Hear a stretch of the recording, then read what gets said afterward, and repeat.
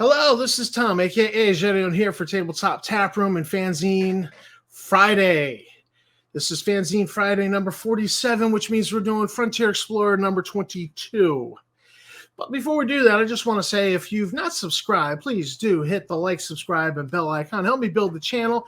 And also consider stopping by the link in the show notes for our Tabletop Tap Room Cafe Press store. We do have some merch. And if you happen to buy something, it just supports the channel. So this is issue number 22, fall 2017. Some of the first rumblings of the Evil Hat trademark squatting on Star Frontiers. And to be fair, Evil Hat was not being underhanded. They were being out in the open. They were like, hey, we see that the trademark's not been renewed. We're going to scoop this up. But they had not licensed the setting from WotC. WotC really wasn't interested in doing anything with this trademark. But WotC became concerned, and so some changes began to happen. The first thing that happened was they put almost all the 2001, 2010 Star Frontiers modules, which were obviously licensed from the movie company that produced those movies, were not put back up. Those are still out of print. And honestly, I like Arthur C. Clarke, but 2001 is a bit of a snoozer. You got that weird ending. 2010's not much better. But they're great collector's items if you've gotten them, but when the fans ranked the modules, they came out at the bottom as some of the worst Star Frontiers modules ever. But I like owning them. But so fall of 2017, we get the first rumblings of what Evil Hat was attempting to do a new iteration of Star Frontiers, and WotC defended their trademark, which you would think other people would look at that. That's 2017, and we've now year two.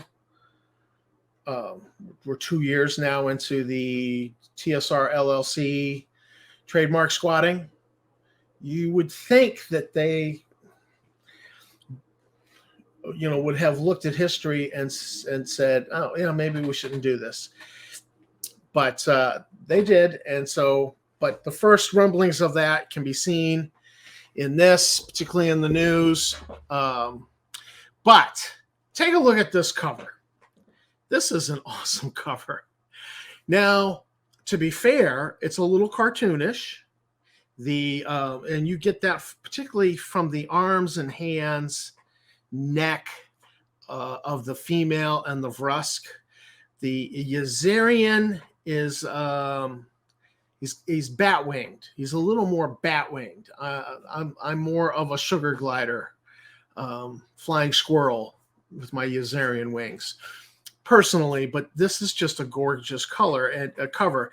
And all these characters are, you can actually see in the Yazarian, particularly in his legs and how thin his legs get, that he's pretty cartoonish. But the Drala of all the characters on here is spot on. I buy that as inline a serious Drala illustration. And so this is a gorgeous cover. This actually, let's scroll down. You can see the picture here on the letters from the editor. That is a gorgeous picture. That would be worth having as a poster on your wall. I would absolutely love that. The quote on the cover is, "That is no moon, it's a space station." And if you don't know where that quote is from, just turn in your nerd card. Okay, I'm not even going to say where that quote's from. You better know where that quote is from. And if you don't, you need to turn in your nerd card, your geek card. So Star Frontiers trademark. One of the news items, this is mostly old news. Frontier Space came out in 2017. We've got, just some news going on. Now, Warriors of White Light Challenge was a challenge I issued. I said, look, there are so many deck plans available to be used. There's so much material available to be used that people can, what's the hardest part? Oh, I got to get a map together. There are maps available. Just take the map and use it. And so I issued a challenge saying, look, let's write Warriors of White Light 2.0 material. And, you have an idea, write it. The maps are, deck plans, maps, the material's there. We've got all the setting material. Let's write new Warriors of White Light material. Let's expand things a little bit. So I issued the challenge, but we had also been doing discussion on the forums concerning what is the standard equipment of an assault scout. And one of the things that came out of that is that, let's blow this up a little bit. The general opinion on assault scouts is mission matters. A space fleet assault scout is more likely to be sent into deep space, whereas a militia assault scout stays in one system. The space fleet assault scout is kind of like a Navy ship, whereas the militia assault scout is really functioning like Coast Guard. And so as we developed these tables of supplies, there was an attempt to tailor these in the direction of what's the mission of these two ships. And so as you look at this, there are some times where, like on O2 tanks, we only put 6 on the militia ship, but 10 on this. We felt like, and so many times you see greater numbers of things being put on the Space Fleet Assault Scout until you get down to this list. It's a random list of like oddball stuff that might have been confiscated, might have been brought on board and left on board by the crew. And so I combed through all the fan magazines and I just pulled out things and says, this would be like an interesting item you can find on here. Now there is a whammy. One of the whammies is number 23. It's a case of Drollicite wool fruit. So you got a box of these like melons that Drollicites like to eat. That's a whammy. Although a creative player might find some way to use them. Now, so Space Fleet had been making out in these tables, and when it came down to this, it says if it's a militia vessel, they roll 1d2 plus 3. And that's how many times they roll on this table. This is a 4d10 tables. So it's got items 4 through 40. You will generate an item, items 4 through 40 on this table. And but the militia ship gets to roll 4 or 5 times on this table. We felt like they're more likely to have some they're doing a lot of ship inspections. They're going to confiscate some contraband. Not all of it gets offloaded, so some of it lingers on the ship. So you're going to get interesting things here, much more for the militia, whereas the Space Fleet vessel rolls 1d3 times. So 1, 2, or 3 times on this table. But the militia is rolling 4 or 5 times. So it's heavily favored on this part of the equipment list, where it's about the interesting stuff. The number 7 is not so interesting, but could be useful. Subspace radio and a Type A parabattery. Number 9, a clip of Tangler gyrojet ammo. That's from Star Frontiersman number 3. So I reference the location of where you find these items as well. So I don't provide the information here on it. Stats is too much. But you can very easily reference these things. So there's like some robots on here. Number 24 is a heavy revolver with 18 rounds. Star Frontiersman number 23. Frontier Explorer number 11, page 9, the Vital Scanner. This is medical supply. This is really an interesting, cool thing. And then same Frontier Explorer, we've got a box of 10 hydrogel for treating burns. So very cool. Yazirian disc grenade bandolier with 6 disc grenades, referee's choice, 2 capsules to solve away. This is from Frontier Explorer number 18. So this was the first Warriors of White Light installment, 2.0 installment, and it was just a filling in, painting in a corner that had not been done before for the Frontier. And I'm like, this is just so cool. This was necessary. Why wasn't it done before? But special thanks to all of the people who collaborated, Rat Traveler, Poot Track, to Klinksa, Iggy, Sargon Arhes, Turtle Obar, Dave the Lost, Shadow Shack, and JCab 747. So a lot of people collaborated. I wrote it up, and this is just a really cool article. I think fills in an important place, and there's some new equipment that was created for this as well. Next up is musical instrument smuggling cases. I had at this time been buying violins and their cases for my kids, and then I actually got one for me, and we were all learning violin. And I came across a picture at that time on the internet of a Thompson machine gun stowed inside a violin case, and I thought, that is just so cool. We should have this in the Frontier. So what I did was I invented, besides the violin, 2 other instruments. One that's a drawless instrument, and only drawless can play it because you need 3 arms, and a Vrsk bag bass. It's kind of like a weird cross between a cello and bagpipes, except the cello is more of a flute kind, So so I invented the musical instruments, invented the cases, then described the smuggling case variant and how much each could hold. And then I did a note on the quality of musical instruments because I was very much clued into, this is entry-level violin, whereas a student quality violin would be $100 to $400. I was buying entry-level violins. Then you go from student to performance to elite performance and artifact, and discussions of these and why the prices are in those price range, particularly the artifact level. That artifact level musical instruments, we're really talking more than 1 million credits or $1 million. I cite examples of the Stradivarius, the most expensive Stradivariuses that have sold in this world was $16 million. There's one that's in a museum that's valued at 20 because it's considered new, despite being like 300 years old. So, it's 2-page articles. So you get all of that stuff in just a 2-page article. And the point of having artifact level musical instruments is they become a MacGuffin. They become a plot hook.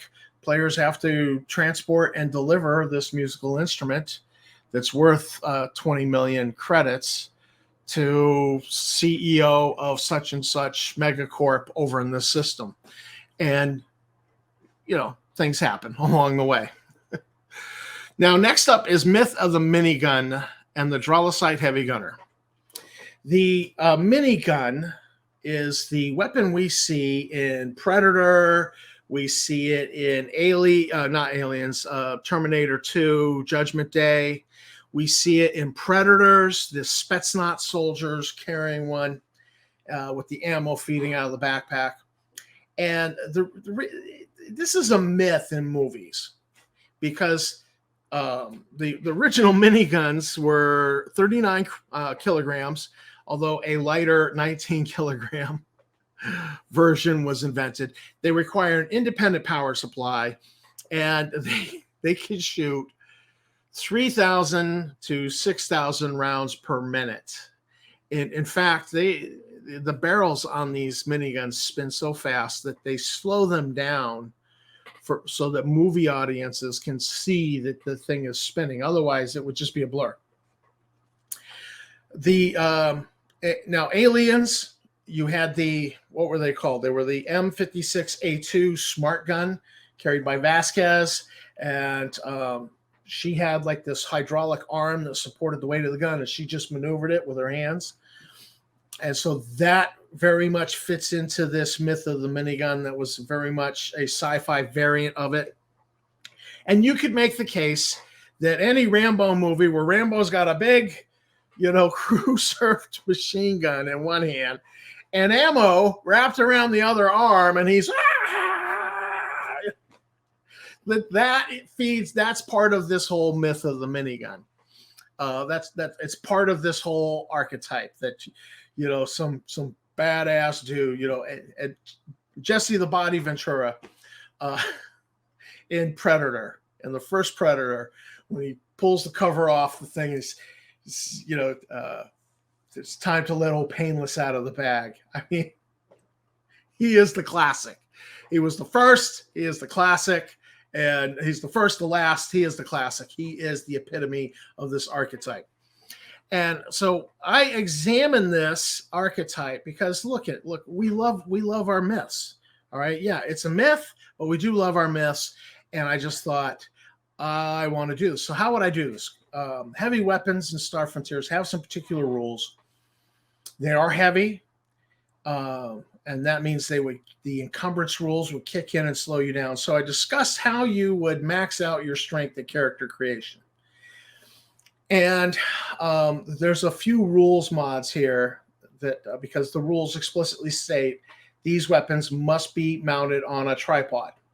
So the Game Master 1 has to say, all right, we'll go along with the rule mod that's here, which is that hydraulic arm, combat harness with a supporting arm, which I invented as a piece of equipment. So you could carry it. And, you're going to be doing either a human or a Dralocyte character to get that maxed out strength, that character creation.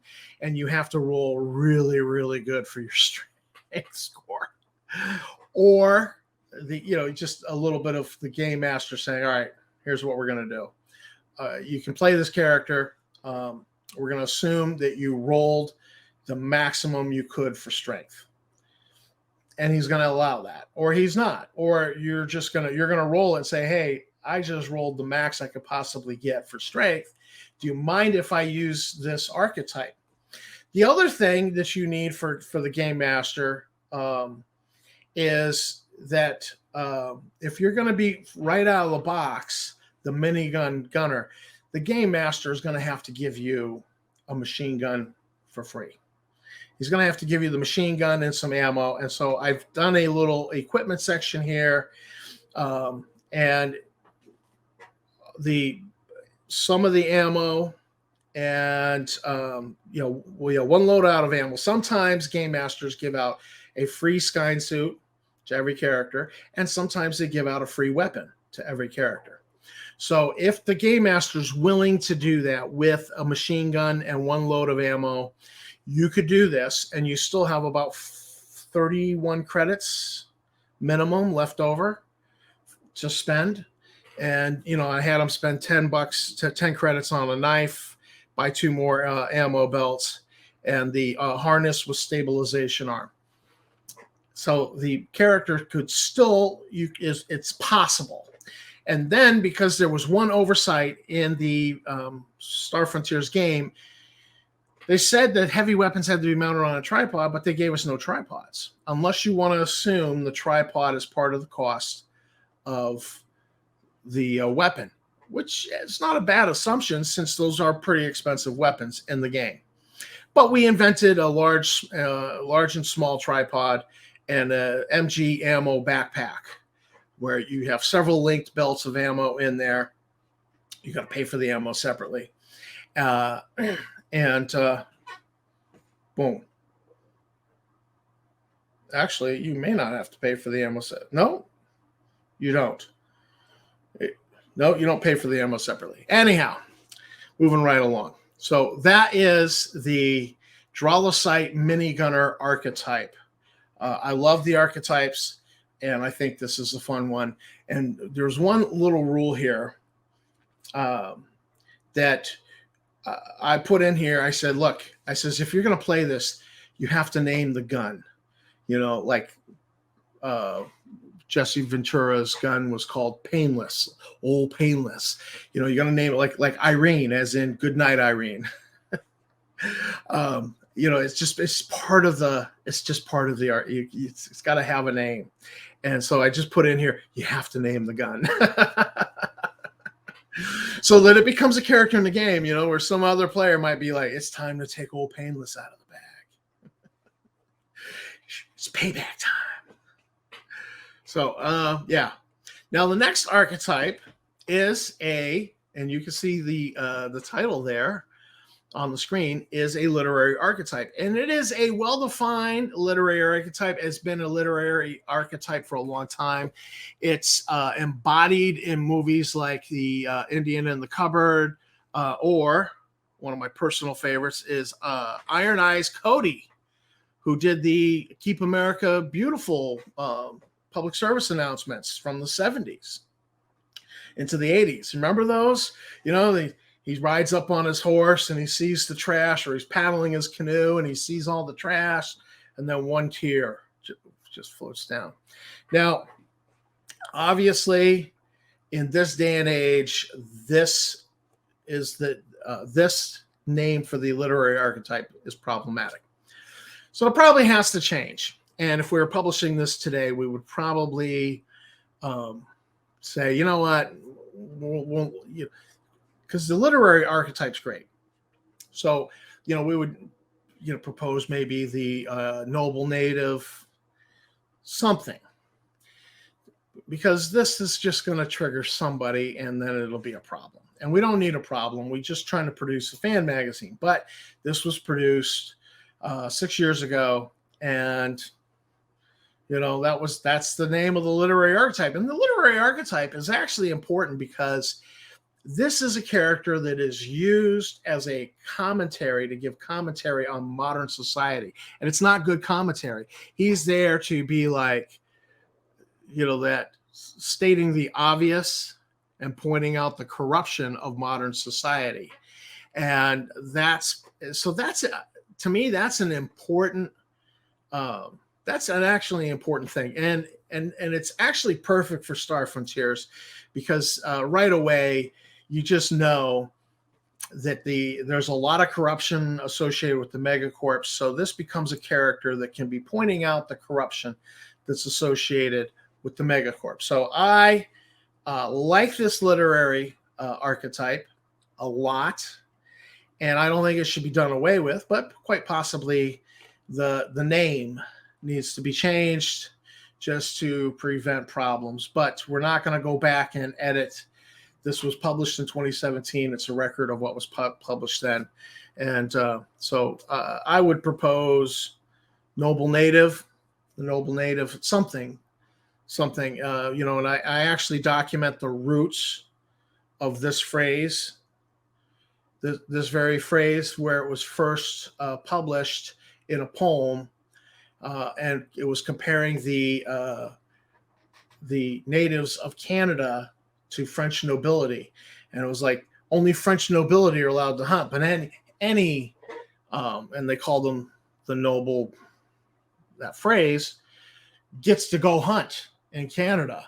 And so they were saying like, these people live a better life than the average man in France.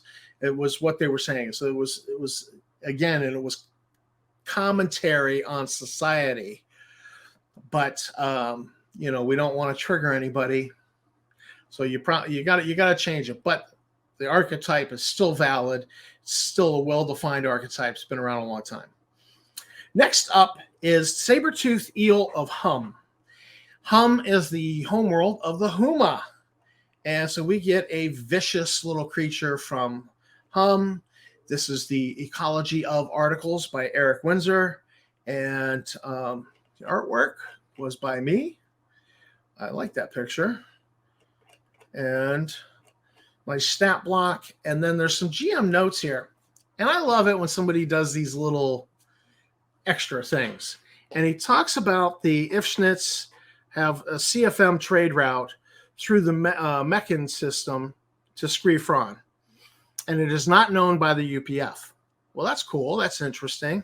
Nor is it known to the UPF that a small faction of CFM traders are actively trading with the Mechnons of Meccan. The route from Meccan to Capella and Skrifron are treacherous due to the Lesser Moraz Nebula. So it's just a little thing he throws out there, and I'm like, oh, that's really interesting, and it makes me want to do something with that information. So I love it when people do that. Very, very cool. Next up is a review of tactical battle mats. The poster map that was in the Alpha Dawn book and in the Alpha Dawn box set and in the Nighthawks box set are tactical battle mats. They are paper. I have laminated mine. You can see here how shiny it is in these pictures here. This is mine that I had laminated years and years ago because I was like, yeah, these things are taking a beating and I'm going to be using them all the time. I want to preserve them. And then we have a discussion of the vinyl mats that came out in the late 90s, were very popular. And then Monsterpocalypse produced a two-sided little fold-out thing for that war game. And I talk about that. Now, it's gridded for 1-inch squares, but I've shown some Monsterpocalypse miniatures here with the die-cut counters from the Alpha Dawn box set. Just for comparison, because I really feel like the Monsterpocalypse maps and their buildings, the associated buildings, are a good fit for Nighthawks gaming, especially if you're using the die-cut counters or even if you're using miniatures on a 1-inch base.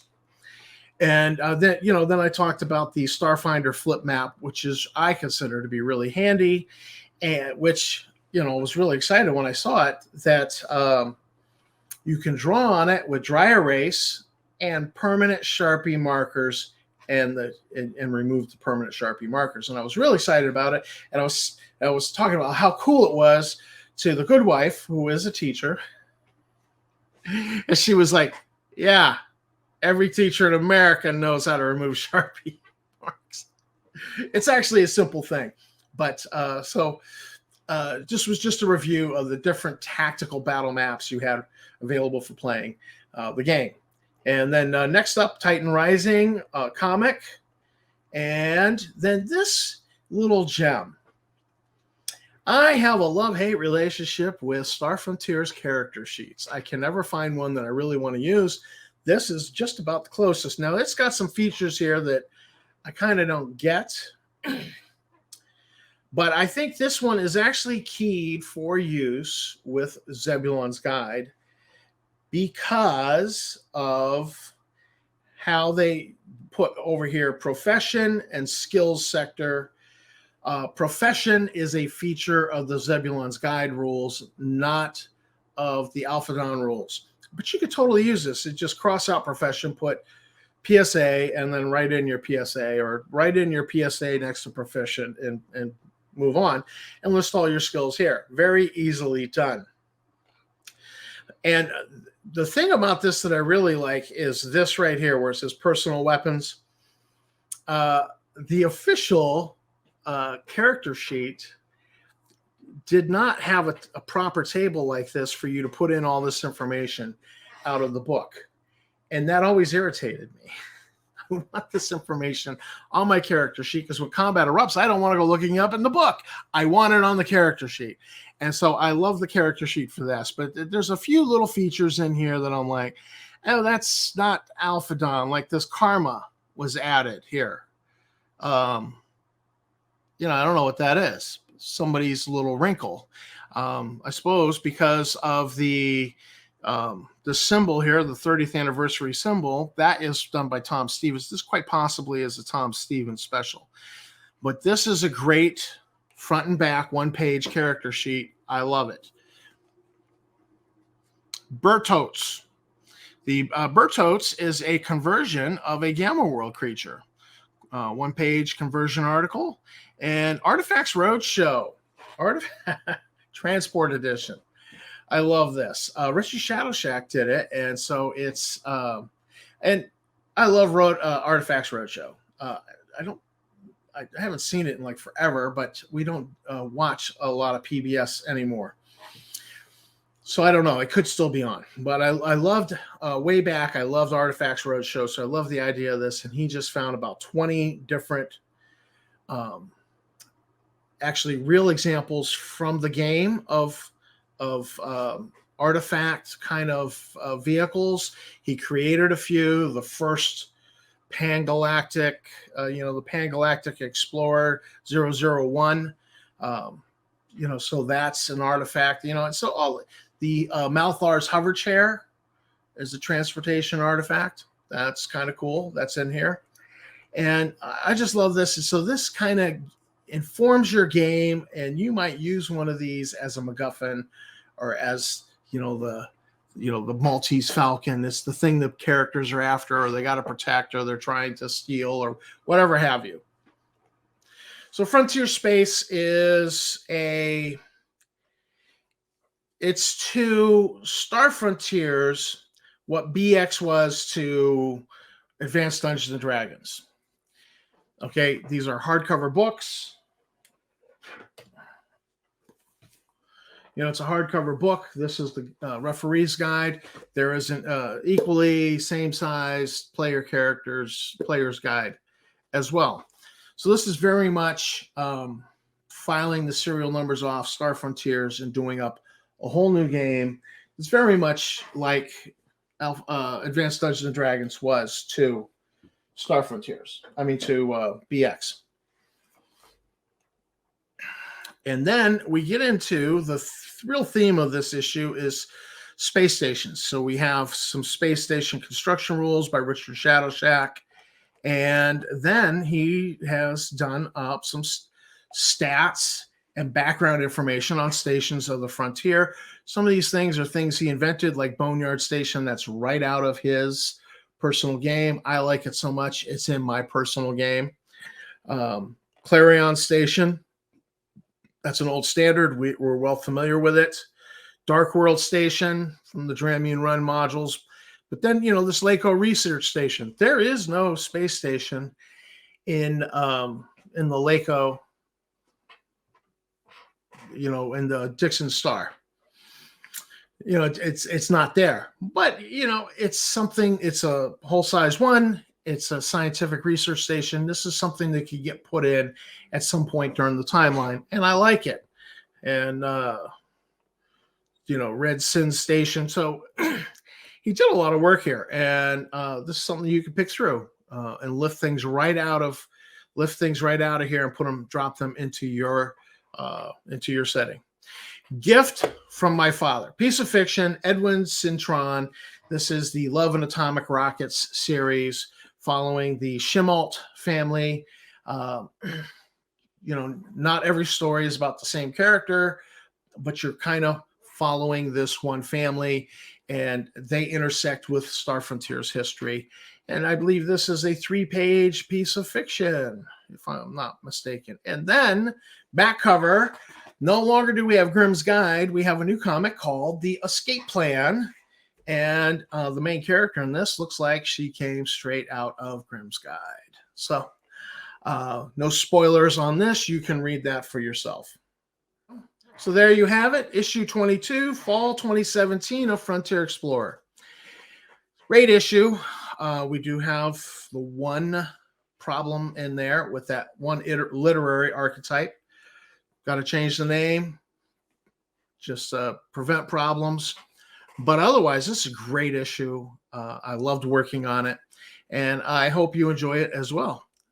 There is a link in the show notes. You can download it for free right off the web. And if that link doesn't work, it's on Drive-Thru RPG. Download it and go from there. So this is Tom from Tabletop Taproom signing out with another Fanzine Friday. Thanks for watching my video. Thanks to my subscribers. You guys are great. Don't forget to hit the like, subscribe, and bell icon. Help me build the channel. And until then, I will see you in the frontier.